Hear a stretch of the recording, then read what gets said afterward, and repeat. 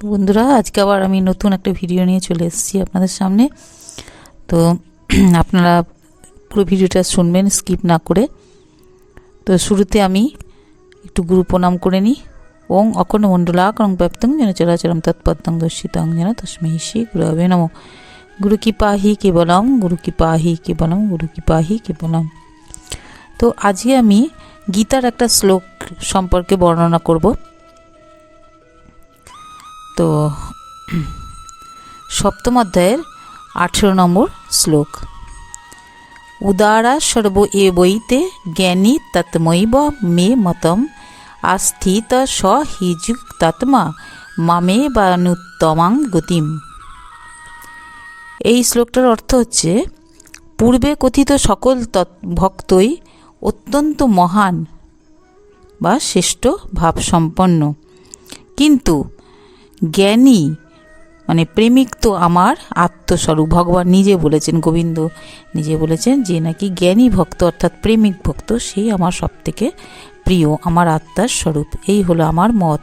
ভগবান নিজে এই কথা বলেছেন শ্রীমদ্ ভগবদ্ গীতাতে। কারণ সে মদগত চিত্ত, তার মন আমারতেই নিবিষ্ট থাকে। মদগত চিত্ত এবং যার থেকে শ্রেষ্ঠ আর কোনো গতিই নেই, সে আমাতেই দৃঢ় আস্থাবান, অর্থাৎ ভগবানকেই সে আঁকড়ে ধরে বাঁচে, ভগবানের ওপর আস্থা সে রাখে। সেই হচ্ছে জ্ঞানী ভক্ত বা প্রেমিক ভক্ত। তো বলছে, সাংসারিক অর্থাত্মী ব্যক্তিগণ ভগবানকে বাদ দিয়ে শুধু অর্থই কামনা করে। তাহলে অর্থাত্মী ব্যক্তিগণ, এর আগে করকম ভক্ত আছে বলা হয়েছে। তো অর্থাত্মী ব্যক্তিগণ মানে যারা ভক্ত আর কি, তারা কি করে, শুধু অর্থ কামনা করে। সুতরাং তাদের মিথ্যা, কপটতা, বেঈমানি ইত্যাদির আশ্রয় গ্রহণ করে চলতে হয়।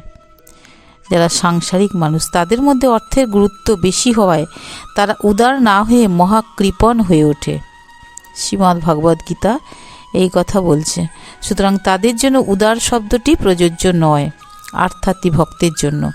কিন্তু যে আর্থার্থী ব্যক্তিরা ভগবানের ভক্ত হন, তাদের মধ্যে কিন্তু অর্থের গুরুত্ব না থেকে ভগবানের গুরুত্বই কিন্তু বেশি থাকে। যারা নাকি ভগবানের প্রতি ভগবানের গুরুত্বকে বেশি করে দেখে, তারাই ভগবানের প্রিয়।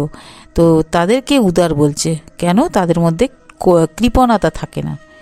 কারণ এখানে তো অর্থের ব্যাপারটা থাকছে না, না, ভগবানের প্রতি প্রেম ভালোবাসা, তাই তারা কৃপণ একদমই নয়, তাদের মধ্যে উদার ভাব থাকে। তাই ভগবান এই স্থানে তাদের উদার বলে উল্লেখ করেছেন। তো এখানে উদার ভাবের লক্ষ্য হলো ত্যাগ। উদার মানে কি বলতে চেয়েছে? ত্যাগ। তো অর্থাৎই আর্ত জিজ্ঞাসু এই ভক্তগণ সংসারকে কি করে, ভোগ ও সংগ্রহ ছেড়ে ভগবানে মনোনিবেশ করেন। সবাই কিন্তু ভগবানে মনোনিবেশ করেন, তার মধ্যেও কিছু তফাৎ আছে। তো এগুলো হচ্ছে ত্যাগ। তাই এরা সকলেই উদার।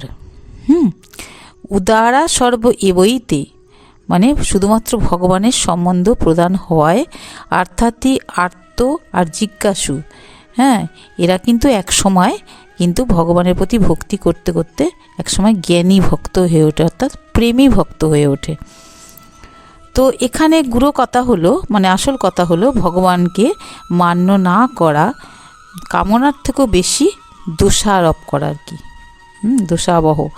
কামনা বাসনা নিয়ে যারা ভগবানকে ছেড়ে অন্য দেবতার আরাধনা করে, তাদের জন্ম মৃত্যু চক্রে আবর্তিত হতে হয়। তাহলে জন্ম মৃত্যুর চক্রে কেন আবর্তিত হতে হয়? শ্রীমদ্ ভগবদ্ গীতা এই কথা বলেছেন। যারা মানে গোবিন্দ ভজনা ছেড়ে, ভগবান বলতে গোবিন্দ ভজনার কথা বলেছে, ছেড়ে অন্য দেবতার আরাধনা করে, তাদের কী করতে হয়?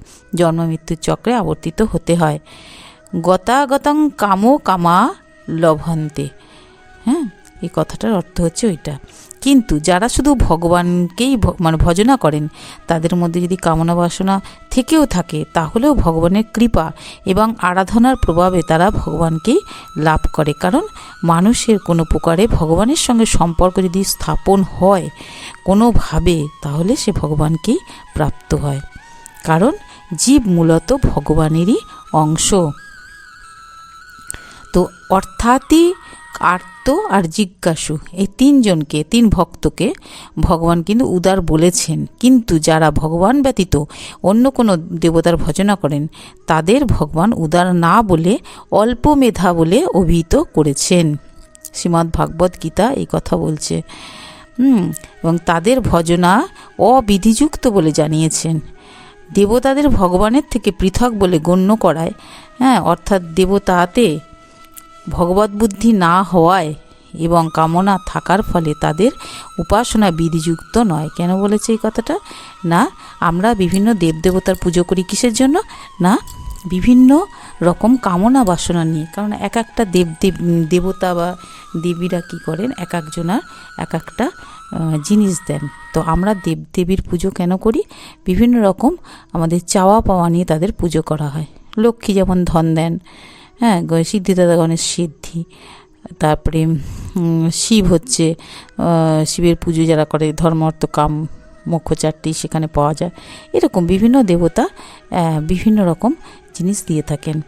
তো এখানে কিন্তু কামনা বাসনা নিয়ে নিষ্কামভাবে কিন্তু এই ভজনা হয় না। বিভিন্ন দেবদেবতার যে পুজো করা হয় সেটা কিন্তু কামনা বাসনা বর্জিত নয়, যেটা নাকি একমাত্র গোবিন্দর ভজনা করতে গেলে নিষ্কামভাবে শুধু ভগবানকে গোবিন্দকে শুধু ভালোবাসতে হয় এবং সে ভালোবাসার দ্বারাই কিন্তু ভক্তকে সে নিজের করে নেয়।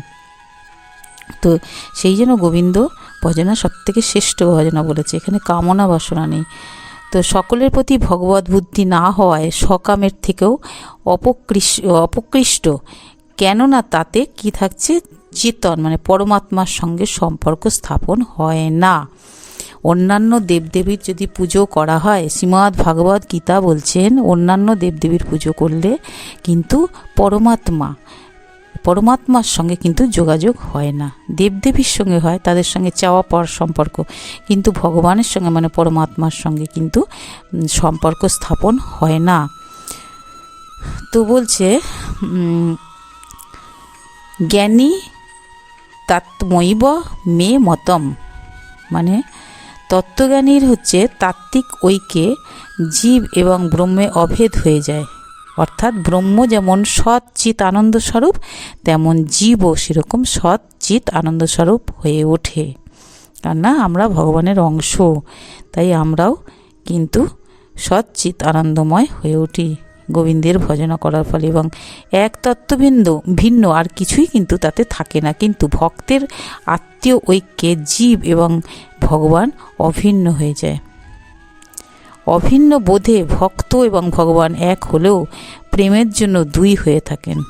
কেননা না হলে তো ভক্ত ভগবান যদি এক হয়ে যাবে তাহলে প্রেমের যে মাধুর্য সেটা তো জানা যাবে না। তো সেই জন্য ভক্ত আর ভগবান কিন্তু একই হয়ে যায়, মানে এক দেহ এক মন এক প্রাণ হয়ে যায়, কিন্তু তার মধ্যেও প্রেমের যে মধুর সম্পর্ক সেইটাকে আস্বাদন, সেই রস মধুর রস আস্বাদনের জন্য কিন্তু ভক্ত আর ভগবান আলাদা থাকেন। ভক্ত ভগবানকে কি করে? প্রেম দান করে, আর ভগবান সেই প্রেম রস আস্বাদন করেন। তাই দুজনে কিন্তু দুই হয়েও কিন্তু একই হয়ে থাকেন। তো জীব তো পরমাত্মার অংশ, আমরা তো ভগবান পরমাত্মারই অংশ। তাই সে যতই পরমাত্মা থেকে বিমুখ হতে থাকে ততই তার মধ্যে কি আসে? অহংকার এসে যাবে। আমরা যদি পরমাত্মার থেকে আলাদা হয়ে যাই, পরমাত্মাকে অর্থাৎ ভগবানকে ভুলে যাই, তাহলে আমাদের মধ্যে অহংকার এসে যাবে। আর এই অহংবোধ একমাত্র দূর হবে আমাদের কিসে? আমরা যখন পরমাত্মার দিকে মনোনিবেশ করতে পারবো, তখনই কিন্তু আমরা এই অহংকার থেকে মুক্ত হতে পারবো। নাহলে কী হবে? আমাদের অধোগতি হবে। আমাদের আজকে দুঃখ দুর্দশার সমস্ত কারণ হচ্ছে, মূল উৎস হচ্ছে আমাদের অহংকার। আমাদের এত টাকা আছে, আমি এত বড় লোক, এই সেই বিভিন্ন রকম যে থাকে না, ওর নেই আমার আছে, সেই যে অহংকার, আত্ম অহংকার, ও আমি ওর থেকে উচ্চ শিক্ষিত বা আমি ওর থেকে উচ্চ পদে রয়েছি, আমি কেন মিশবো বা আমি কেন ওকে এত দয়া দেখাবো, এই বিভিন্ন রকম এই যে অহংভাবের জন্যই কিন্তু একসময় কি হয়? পরমাত্মার থেকে সে কিন্তু দূরে সরে যায় এবং একসময় কিন্তু নানা রকম দুঃখ কষ্ট তার জীবনেও চলে আসে। তাই আমাদেরকে যদি এই দুঃখ কষ্ট থেকে বেরিয়ে যেতে হয়, তাহলে আমরা পরমাত্মাকে আমাদের কী হবে পরমাত্মার সঙ্গে আমাদের প্রেম করতে হবে, পরমাত্মাকে অর্থাৎ ভগবান গোবিন্দকে ভালোবাসতে হবে। যদি আমরা এই জন্ম মৃত্যুর চক্র পার হতে চাই, তাহলে গোবিন্দ ভজনাই হচ্ছে একমাত্র ভজনা, যেখান থেকে আমরা এই জন্ম মৃত্যুর পারাপারে চলে যেতে পারবো। না হলে আমাদের বারবার পৃথিবীতে আসা যাওয়া করতে হবে বিভিন্ন দেবদেবীর পুজো করলে। তো আজ এই পর্যন্তই, কাল আবার নতুন কোনো ভিডিও নিয়ে আপনাদের সামনে হাজির হব। তো যারা এখনও ভিডিওটা মানে আমার চ্যানেলটাকে এখনও সাবস্ক্রাইব করেননি, তারা লাইক শেয়ার কমেন্ট করে সাবস্ক্রাইব করে আমার পাশে থাকবেন। তো আজ এই পর্যন্তই।